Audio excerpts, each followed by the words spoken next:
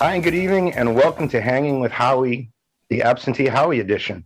Because Howie, unfortunately, doesn't have power this evening, so we're taking the helm for Howie, and we're going to hold the fort down as we talk about the marketing training seminar that happened on DJNTV tonight. Joining us tonight, we have DJ Mikey Mike from Wilkesburg, Pennsylvania. Hello, everybody. We got DJ Steve Slick from Savannah, Georgia. Hello, everybody. Tried and true Bostonian and fellow wingman and accomplice, DJ J. What's up? From California. How are you? And I guess I'll be the acting host. My name is DJ John, and I'm out of Boston. So welcome, everybody, and thank you guys for being here. Tonight's topic on the forum for the DJNTV Training Seminar was marketing.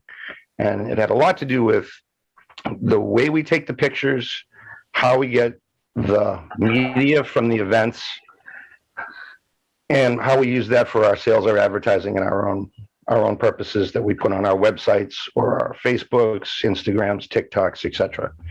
There were 4 speakers, and what I wanted to do is I'll just call off the speaker so we can at least acknowledge each of the guys that took the time.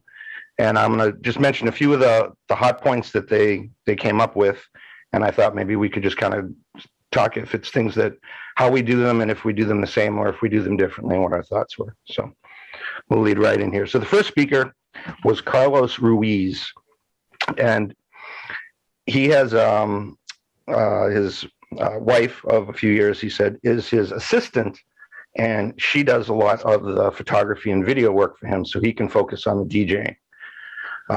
He did show a few clips, and he's to the extent where he will get drone footage over the venue prior to the event, and he'll take a lot of B-roll, which just means the room before it starts, some video of the cake, the area, the grounds,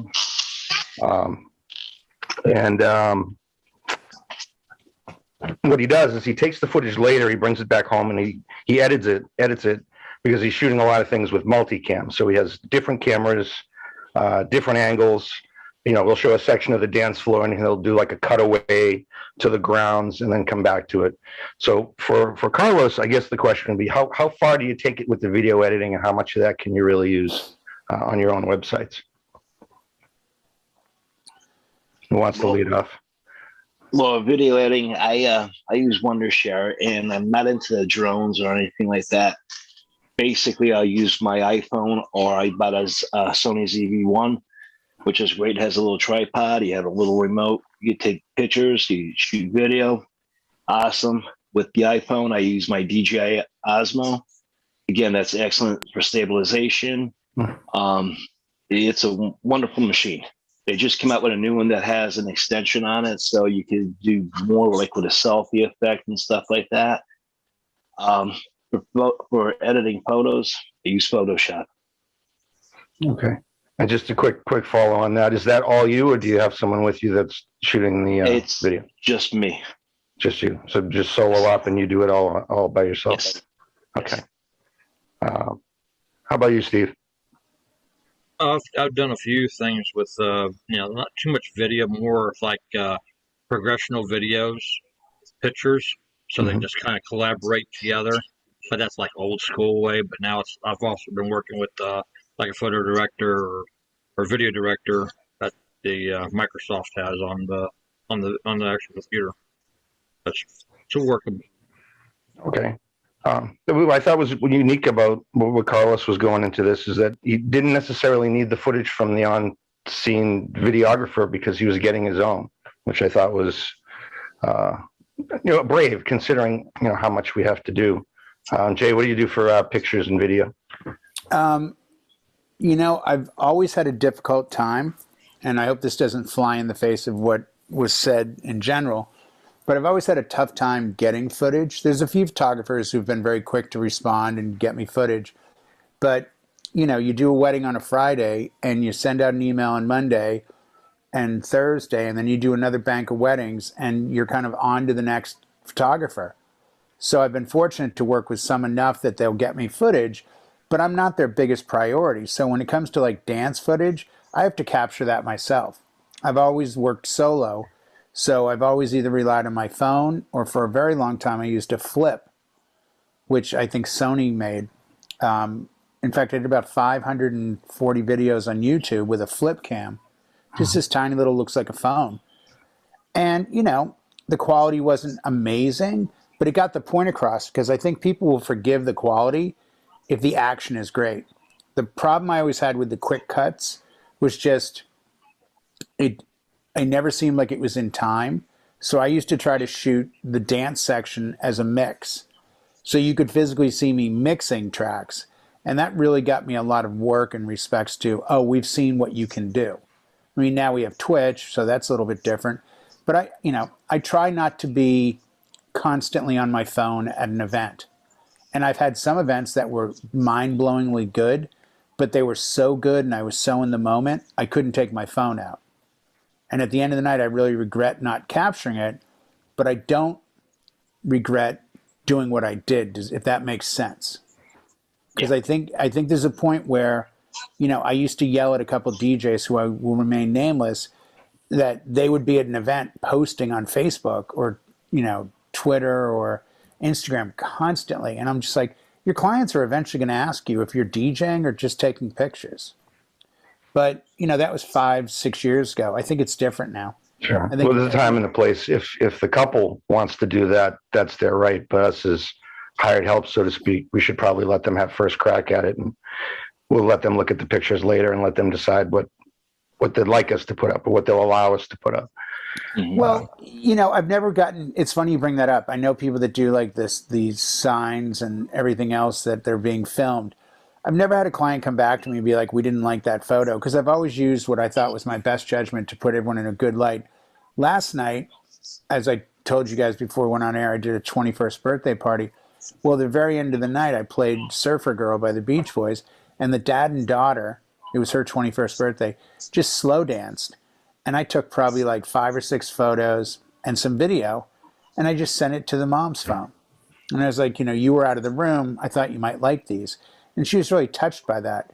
So I think it speaks to what you just said, John, about if you get some, I've definitely sent clients photos that were great. A quick warning, I've also told groomsmen and bridesmaids, if I'm there early enough, please stay off your phones on social media right now. What do you mean? I've done a wedding where the groom, before the first look, one of the bridesmaids posted a picture of the bride on Instagram and tagged him. And he saw his bride before the first look, and he was really hurt by that. Yeah. So every time I've told a wedding party that, they really take it to heart. Post these later, but you don't need to post it now before anyone else gets to see her. Let that moment be captured by the group. No, that's very sage advice for those that would be very traditional, and superstitious of sorts. Well, can you imagine a DJ taking a photo of the bride and then hopping on Instagram, posting it, your groom follows you, and you've now shown the groom his bride before he sees her? Yeah, at the altar. I could see that being a little bit disheartening. That's all. That would be awful. Yeah, I'd be pretty pissed off myself. No, for sure. Well, when you had mentioned that you get the some of the footage from the photographers later, I've actually found that I've got some video clips from the couples later. Is that I didn't see I didn't receive anything from videography of the photographer, but later meeting with the couple, speaking to them after, like, oh, we got some great video, you got to check it out. And next time we run into one another, they show me that. And would you mind sending me a clip of that or that sample or that picture that I could use for my webpage? And you wrote me a nice thank you card. I'd like to use your words, and so I get the permission.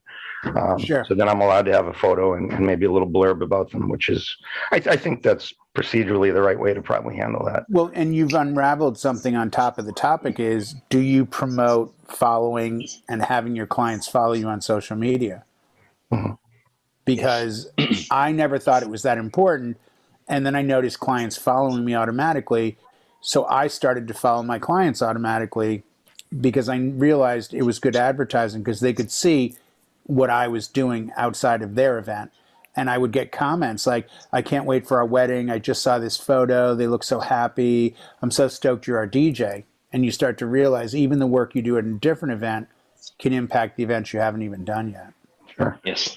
And that was actually our second speaker, but we'll get back to him. I want to skip him first and go to number 3, which was Jim Cerrone, who's a little bit more on the photography. The second speaker, Aaron Strawn, talked about that specifically, YouTube channel, gig logs, and addressing your clients through social media. So we're going to come back to him, but we'll tackle Jim because he was more on the photography element. And he said one of the biggest things, his biggest takeaway was, don't look like a photographer if you're the DJ. He said he was in a situation where the actual photographer got a picture and he's in it and he's holding this gargantuan news camera. And that's the look that he shows up in the pictures because he's trying to get his good pictures. And the argument was most phones now will take good enough pictures. We're not looking for, high resolution quality. We just need something for our pages, and we don't have to be so extravagant that we're bringing these telephoto lenses. Because when we show up in the pictures, it's like, oh, is that the photographer? No, that was the DJ. He just happened to have a camera that was better than the photographer. So his points were take pictures of the fun, not our gear, not our setup, not the cake. Get people having fun if those are the pictures you want to use for your marketing. Because again, it all comes back to the marketing. Taking clear pictures, filling the frame, getting out from behind the booth to get a picture, and trying to catch faces and expressions and not just backs of heads. Because as DJs, we all know if you take a picture from the booth, you get a lot of backs of heads and there's no identity to the people. Would anybody have any tips or tricks as to how they sneak out from behind the booth to get pictures covertly, or do you have a helper, or what's your strategy? Well, I can take this one. Go ahead. Go ahead, Mike. No, go ahead, Steve. You go first. Okay. So back when I used to do clubs, I used to DJ. Of course, I took over I would be the assistant DJ, and then I would jump out, and then he would take over, and I would actually get in the floor and catch them right in the act, and they had no idea I was there, just by sneaking. That's why, as you see, last name on my thing says Slick. Okay. And I will get that picture and I'll post it when I get done that night. Yeah, that was always me. I was always picking and choosing, seeing who was the more involved crew. Get that right picture at the right time. And it wouldn't hurt if you dressed up like a ninja and snuck out there in all black so they don't see you in the middle of the floor. Right. No, that's great. It's to sneak up on them, the element of surprise, and get the without getting in the way of the hired photographer. Obviously, you don't want to be in his shots or in his opposing background. Mike, you had something. No, again, it goes with the equipment. Like I said, I use the Sony ZV-1. It has a little tripod. I just put that on the table by me. I have the remote. I could just hit it when I want it. Take the picture, take a video. Same thing with the DJI Osmo. I mount my phone to take a picture, take a video. One thing I do tell all my clients is create a hashtag, because your photographer can only be at one place at one time. Same with your videographer. Something may be happening funny over a different part of the venue. You got people taking pictures. They create that hashtag, they upload it, and that's a part of their album. I did one wedding, and it started off with like 300 pictures on this hashtag. By that Wednesday, on their honeymoon, the couple called me. They had 8,800 pictures by using their hashtag, pictures and videos, and they were totally amazed. They said, "Why did we even hire a photographer?" Right. So it really worked for them, and it worked for me. So now I just keep passing that along. Sure. Jay, I know you do a lot more video than you do still frames. Your videos from your gigs that you put up on YouTube are always great, and they're always clear and crisp. What's your secret? When I was using the flip, I put it on one of those little gorilla stands, and I would either have it a little behind me or a little off to the side of me, or if I could angle it up so you could see the laptop and the gear at a little bit of an angle, but more of the crowd. But that I use to do mixes. Now with the iPhone, even though I have a stand, I find I'm just capturing moments. And a lot of times, I learned this early on, and this is a Brian Red thing. He did a video on lighting, and he said, if you think your lights look great, go in front of the booth and look at them. And a lot of times when you do, you think you're staring down a tunnel at a train light, because it's just on the crowd. What you see as the DJ and what you hear is much different than what you see and hear as, you know, the audience. So I've been making a point to try to go out and take one photo at the other end of the dance floor. And you just have to pick the right moment. You know, if you can get out of the booth and get on the side of the crowd, just something that shows exactly what you said, John. Shows everyone having a good time, shows more of their expressions, more of their faces. You know, I'm plagued with photographers and videographers that are using a lot of lighting. You know, I've had videographers that I've had to literally ask, you think it'd be possible to shut off one of these lights? Oh, well, the client. I'm like, I just asked the client, and they're the ones that asked me. Like, you've got these two huge halogens shining, like it's crystal clear, like it's sunlight. And I know they have a job to do, but I'm like, what would your video look like if you didn't have those and you just had my lights? Like, wouldn't it look cool? Because to me, this looks really cool. Like, I can clearly see everyone. There's market lights. So, you know, I think getting a perspective is important, you know, and I think I agree with Jim on that. Yeah. And sadly, photographers, they don't realize that they're washing out all the color that we spent an hour setting up and all the cool looks they could have had, and they just want everything just headlight white. Yeah, I love when I get those albums of 700 photos, and it's like, you know, setup and pre-wedding and first look and ceremony and cocktail, and then I get to the reception and the dancing, and I'm like, okay, they look like they're having fun, but I'm not in one of these photos. Yep, there's my Evolve 50 speaker. And I think there's a little bit of blue light on that woman's leg, but they're never taken from that perspective. I've asked photographers if they'd be offended if I showed up with a photographer.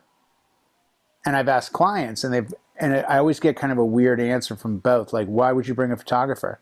And I've said, because I want to do something for my website. So I'll tell you what I'll do. The photographer will just take photos of me and my gear and people dancing. And then you'll get all the photos that I take. And then I will use some of them on my website. And all of a sudden, photographers get really tripped out and offended. And I kind of understand it. You know, so I did away with that thought process. I was like, we'll skip that. Yeah. But I would love to bring a photographer that's focused only on me for a great wedding, just to get those kind of like, because in my mind's eye, I see what the photographers are capable of doing with people. They're just not trying to do it with you. Yeah, exactly. I can see why it would ruffle the feathers. They think you're I can too, toes, but I'm trying to explain, like, no, they're only focused on me, and then I'll even give their work over. And it still kind of falls kind of weird. I hear you. Well, the last thing that Jim had said was, instead of having the gigantic camera, you don't need to take pictures like this anymore. He says just put it on burst, hold it to the side, take about 30 pictures moving it around, do some from up high, do some from down low, and then when you get home, sort them out. And you're not really spending time on the phone. You're just making a motion and getting the quick 30 or 40 pictures that you can pick from, or something you might like later, without being obtrusive, I guess it would be. All right, we're going to jump to the third speaker, which was actually number 2. We went a little out of order. Aaron Strawn, who I guess lives up near John in Minnesota. He's got a YouTube channel, and he does gig logs, and he was talking a little about that side of the marketing. And his big takeaway was content is king. You know, post pics, post videos, nothing dull. Be positive, be authentic. And if you are doing a voiceover in more of a gig log style, speak directly to your future clients. Don't speak to DJs. Keep it positive. Don't say, oh, can you believe they got these ugly curtains hanging in this place? You know, be professional, keep it positive, and speak to the next person who's going to hire you. Say, look what they did here. Look how beautiful. Here's everybody on that,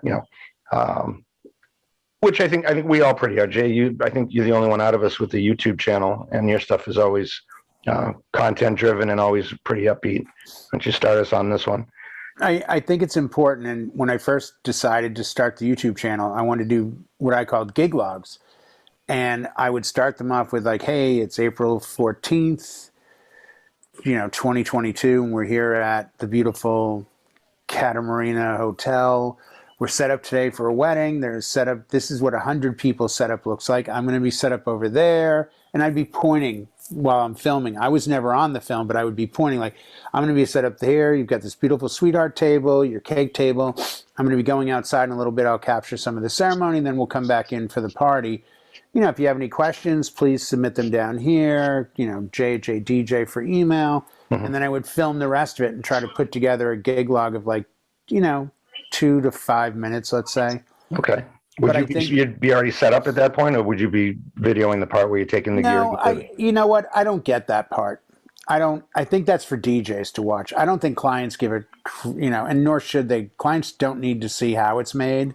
They just need to see the final, like, wow, that looks really sharp. I think showing them you lugging gear around, it just defeats the purpose. If you're making a gig log for a DJ channel, then I think it makes sense to say this is what load-in challenges were, because we care about that. But, you know, a bride shooting around, and I also made them all kind of short, because I felt bride and grooms looking around weren't going to spend 20 minutes on my channel watching a video. So they might give me 3 minutes of their time or 2 minutes of my time just to say, you know, the other thing you're doing is you're proving you've been to a venue. Because it's very easy to lie to people. And, you know, if I say, hey, John, you played at Hunter's Point in Revere, and you're online looking it up really fast going, oh, I love the way the ballroom is set up, viewing the water. You didn't lie to me by saying you'd worked there when you hadn't. You just commented on a photo of the venue. So, you know what I mean? Like, it's a great... It helps you be more authentic if you it really does. Get but I think video evidence, yeah. Yeah, oh, I love that venue. Yeah, I've shot a few videos there. You know, here's one of this, here's one of that. Oh, I love the way they have that set up. You know, if you really want to succeed as a DJ, I think you have to really succeed as a wedding vendor. And as a wedding vendor, you know, with each passing year, I answer more and more questions that have nothing to do with music or DJing. And it's because clients look at you like, this is what you do for a living. You've been to all these weddings. We've never done this. We've never hired a DJ. We've never had a wedding. You know, is this normal? Should I do this? You know, I think we had this talk in a different video about asking to see the floor plan. I mean, it's a very simple way to get the difference between a success. And I tell people the difference between a fail and a success in a wedding for the DJ is often where they're set up. You know, and if I can show you, look how pretty this room looks for 100 people with the tables around the dance floor in the middle, the DJ at one end, the bride and groom at the other. I'm making the statement that I think this is a good look. Do you agree? And if they look at it and say, I love that, then when they show up, that everything's backwards, they have something to point to and go, well, we liked this. You know, and it's an easy pull up on their phone. So I think you always want to paint a venue in a good light. I shot one video last summer where I genuinely couldn't hold back at just how disappointed I was in the venue. And it showed in the video, and I never posted the video. Because I flat out say, and look at this, this is just beautiful, and wouldn't you love to see your wedding here? Was that when you were up in the corner 3 tables deep to the dance floor and you're playing across people's heads?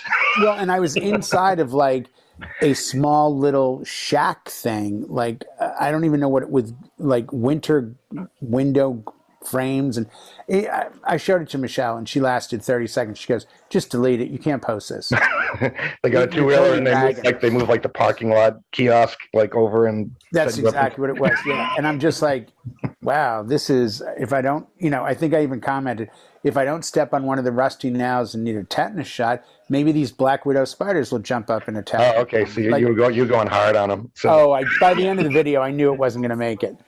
I shot a second one, but even the second, nicer, kinder one was still not good. Right. When there's more on the editing room floor than there is on the reel, you're like, I should just let this one go. Well, and I'm sure it'll come up in topic, but this is one of the worst things. I barely ever, if any, edit. So I always shoot with the ideology that this is the video. So even if I shoot 5 parts of it, I'll edit them into one. But as far as being cool and tricky with Photoshop and Premiere and all that, I just don't have the patience or the time. So 90% of videos you see, they're just shot straight. I might clip or, you know, cut a little bit off of one frame to go into the next frame. But with iMovie, I'm just taking 4 2-minute videos and putting them into an 8-minute video and then posting it. And again, it's the point of it is not the cool, like, here's my hand and a flame comes out of it. For me, right? One take, no cuts, all the way through. Yeah, because I don't know the editing that well. So, like, I hear these guys talking about, oh, I edited in this, and I'm doing Photoshop, and I'm doing Premiere. I wouldn't know what to do with that, and I don't have the patience. It's like, here's the product, just throw it out there.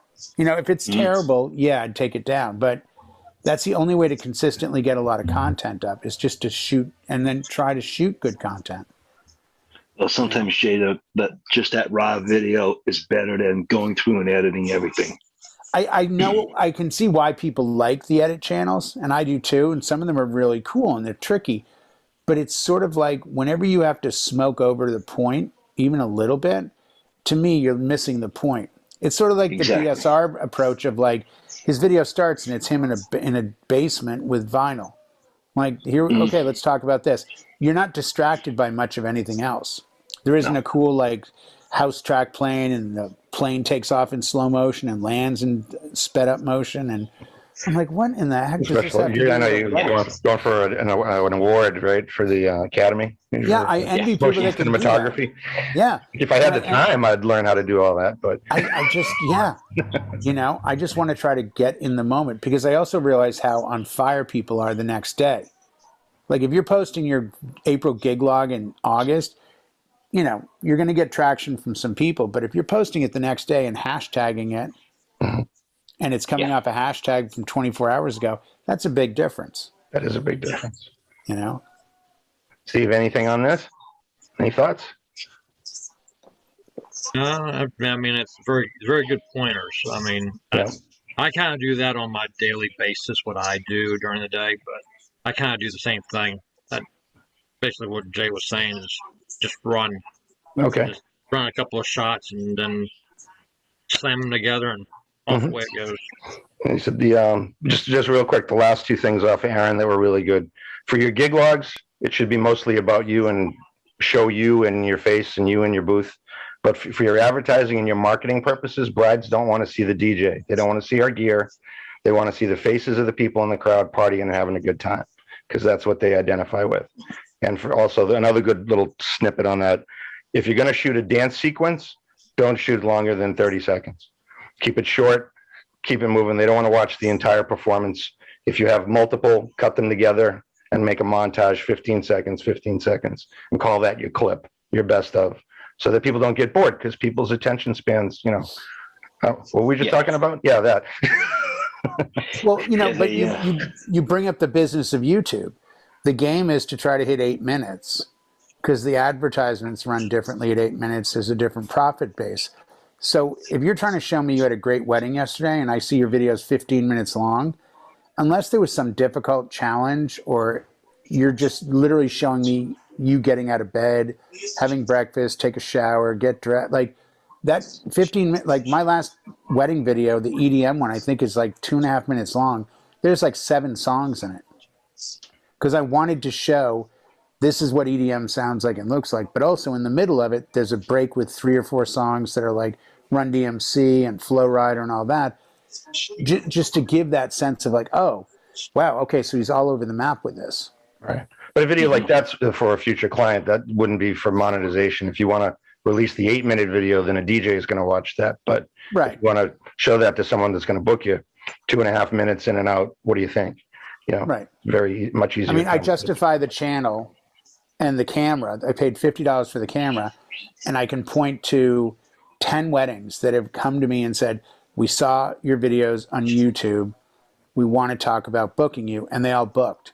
So between that and small monetization, I've gotten the most bang for everything out of YouTube. You know, Instagram is still kind of a like, you go on Instagram because you kind of have to. You have to tell the world, look, I'm still relevant. I'm still doing stuff. But I'm watching the new trend be shoot a video for TikTok, post the video on YouTube. I mean, I'll tell the guy when I see him at Expo, it's getting embarrassing to watch a 60-second video go from YouTube to Instagram to TikTok.